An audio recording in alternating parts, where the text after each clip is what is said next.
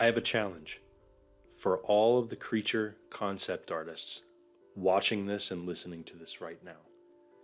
I want you to draw 500 creature thumbnail sketches by averaging 20 per day for 25 straight days.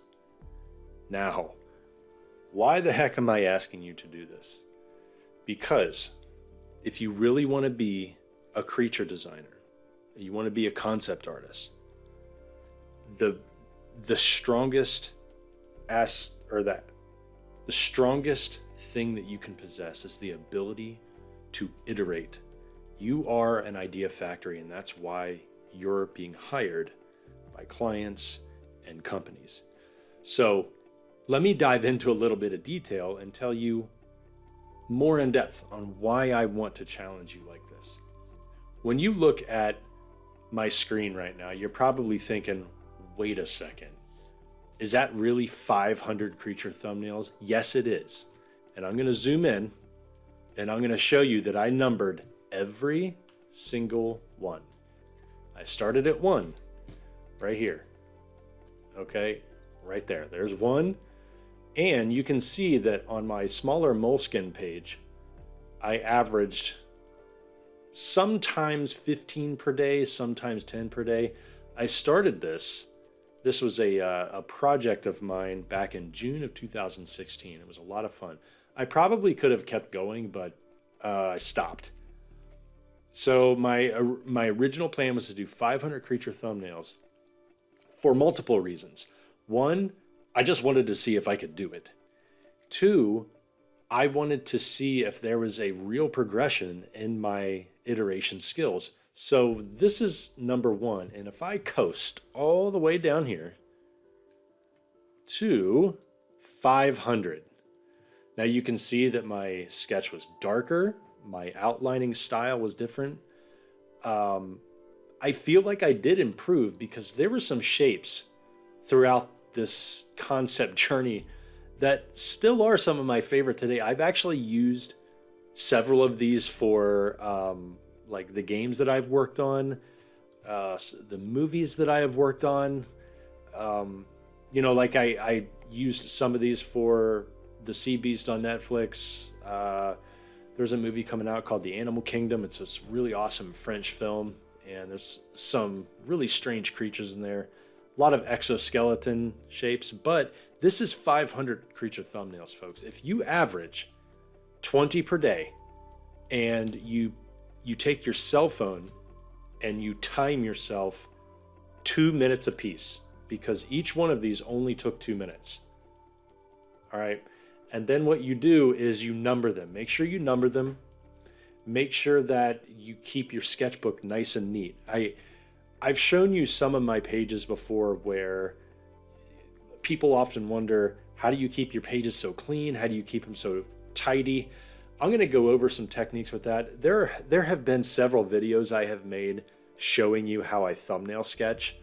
But for this particular project, I'll show you how to set everything up so that you can do this per day. Now, I understand that all of you have lives. You're going to school, you have full-time jobs, you may be a full-time freelancer, you got kids, you're not even at home, you don't have a sketchbook, etc.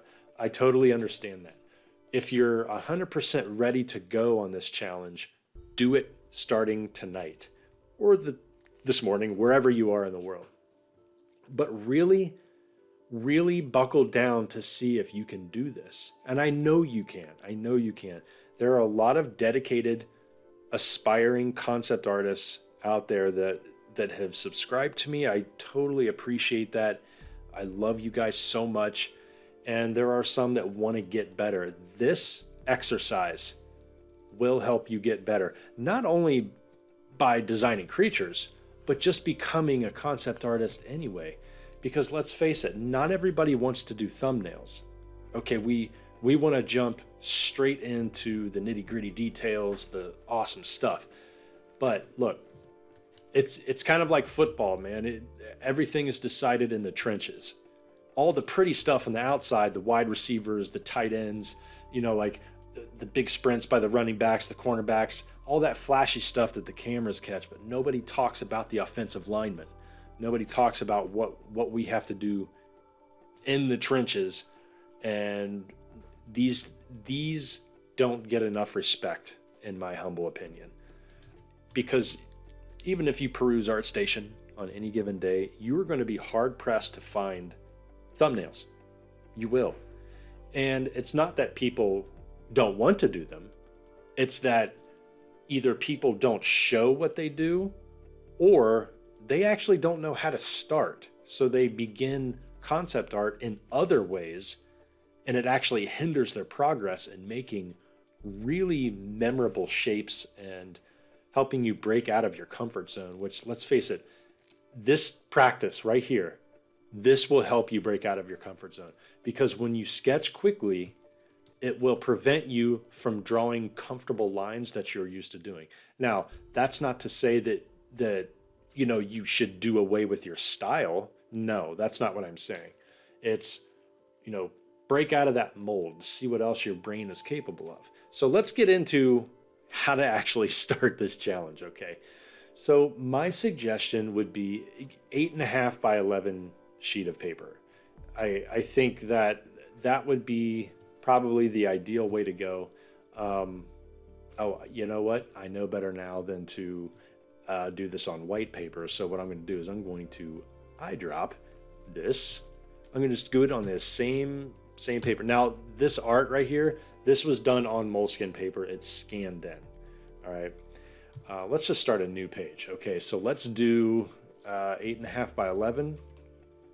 Okay, so 300 DPI. Let's make sure that it's on inches. All right, so width 8.5, height 11. Okay, you got your standard portrait view. Okay, here we go. And then fill that in with some kind of cream color to make it look like, parchment paper maybe. It could probably go even a little darker, maybe a little burnt umber in there. There we go. Okay, so that's on its own layer. Here's what I need you guys to do. First of all, set up.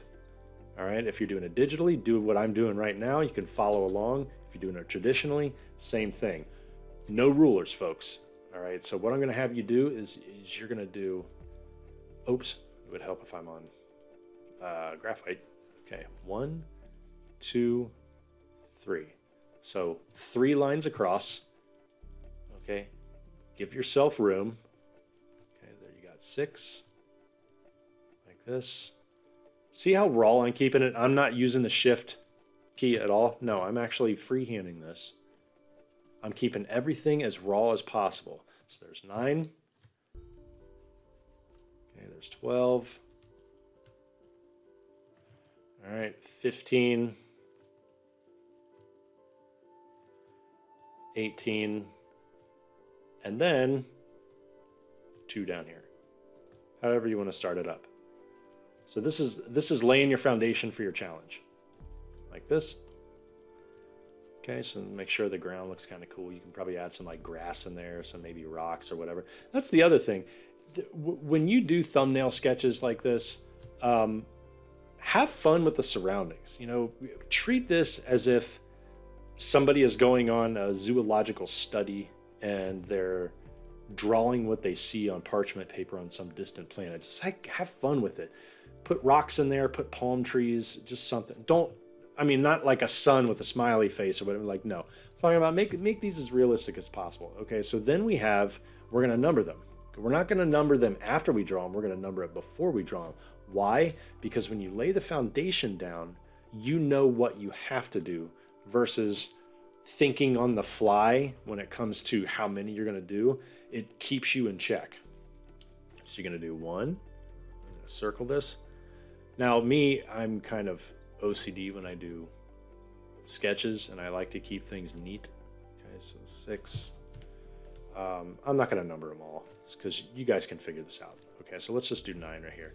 All right, so what you do then is take a sharpened pencil, okay, and make sure that you have no erasers. You are not allowed to use an eraser for this challenge. Why? Because if you get in the habit of using an eraser, you end up designing by eraser, versus what is coming out of your brain and what your, brain and hand are doing. I was taught that years ago in industrial design when we were drawing large on like Big E sketch pads and Graphics 360 and Letraset marker pads. The larger we drew, the looser our line work, the better our designs were ending up, because all of those awesome scribbles and scratch marks and loose and thick to thin lines were forming their own shapes without us thinking too hard. All right, so what I want you to do now is I want you to take your cell phone. I'm assuming everybody listening now has a cell phone. Look at the timer. What kind of clock timer do you have in that cell phone? Time it. 2 minutes. All right, now, once you do that, and I'll put I'll put my recording software up here. You can probably see that on the screen right now. All right, so I'm going to start. It's going to start at 11 and go. Okay, so you can see here, I'm watching that timer. So at 13 minutes, I'm going to stop. So what this does is it allows you to think freely for what shapes you're going to do. I tend to lean towards arachnid. I'm not going to do an arachnid now because I know that. So something is happening with my hand now as I'm spasming the shape, and I'm just letting the shapes go where they may. It's going to look like a hairball. Okay, that's 100% true. Everybody's style when you guys are going to apply your lines are different. Try to mix in a little bit of thick to thin in there. I like to pretend that all of the lines on the bottom of whatever shape I'm doing is actually going to be darker, because it shows you where the shadow would exist without you having to shade anything. Okay, so I have 1 minute left. All right, so I'm seeing things form in here, and I'm going to see if there's anything intriguing.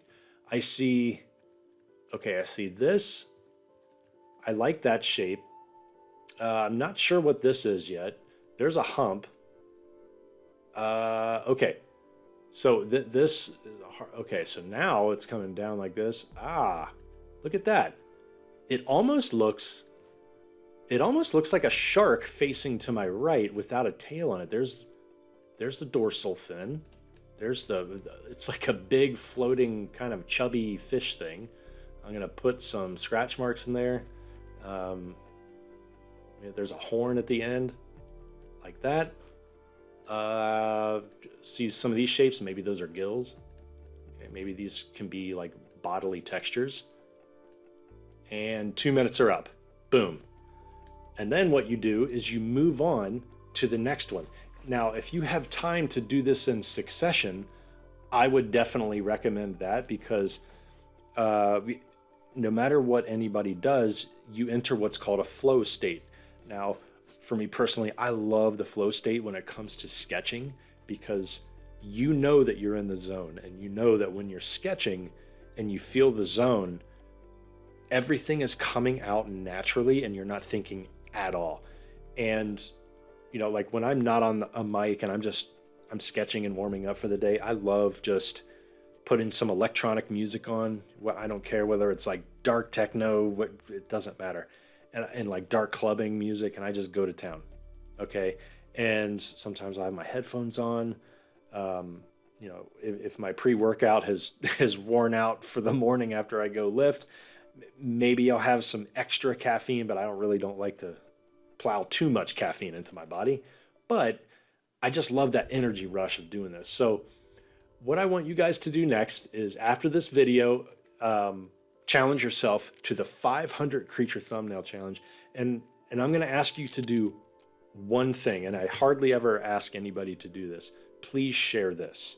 Share this with as many aspiring concept artists as possible, because I promise you, if you do this exercise, you will see a difference.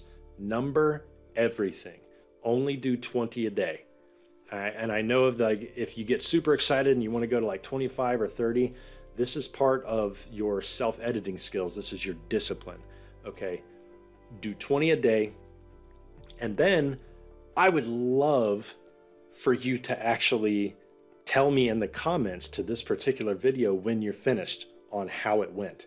Now, I'm not too familiar with the posting rules in YouTube. I don't know if you can actually post pictures, but maybe I'll have some way to do that. I'm thinking about opening my Creature Design Workshop Discord up to the public to have you guys have access to certain rooms. So maybe that would be kind of cool.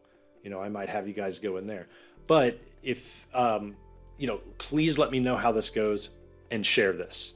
Like, share this to as many artists as possible in any forum on Reddit, as many places as you can, because trust me when I say this, you can do this, okay? And then you have your own personal library to so many personal projects for creatures for your portfolio, that you're not going to want to know what to do with them. And each one is going to be different. So it's like you're taking that next step in your design. All right, I can't wait to see what you guys do. Let me know how you do, and please share this. And I will see y'all later. Thanks.